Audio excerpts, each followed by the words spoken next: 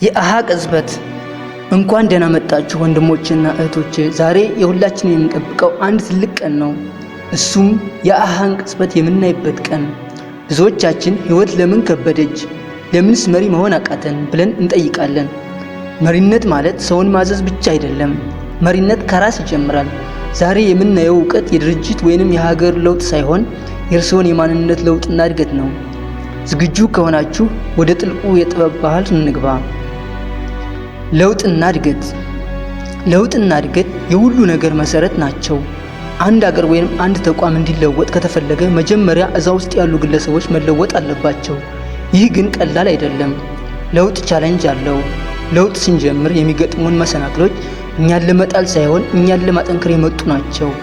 መሪ ማለት እነዚህን ቻሌንጅ ተጋፍጦ የሚያልፍ እንጂ የሚሸሽ አይደለም። የመሪነት ስብዕና። እውነተኛ መሪ ምን አይነት ስብዕና አለው?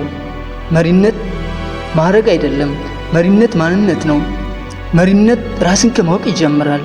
ለምን አንዳንዶች ሰዎች መለወጥ ይከብዳቸዋል? ምክንያቱም ውስጣዊ ማንነታቸው ስላልተገነባ ነው። እውነተኛ መሪ ድክመቶቹን ያውቃል። ጥንካሬውን ለሌሎች ጥቅም ያውላል።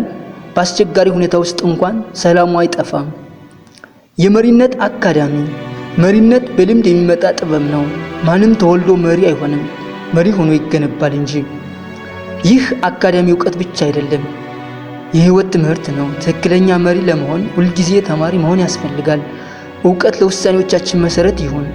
ለምን አንዳንዶች ማድረግ ይከብደናል የሚለውን ጥያቄ ስንመልስ ዋናው ምክንያት የእውቀት ማነስ ሳይሆን የተግባር ማነስ እንደሆነ እንገነዘባለን። ማጠቃለያ፣ የእርስዎ ቀን አሁን ነው። ዛሬ የተማርነው ነገር አንድ ትልቅ ግብ አለው። እርሱም የእርስዎ አሃ ቅጽበት እንዲሆን ነው። ወንድሞችና እህቶች፣ መሪነት በእናንተ ውስጥ ተኝቷል። ቀስቅሱት። ለውጥን አትፍሩ። ቻሌንጅ ተቀበሉ።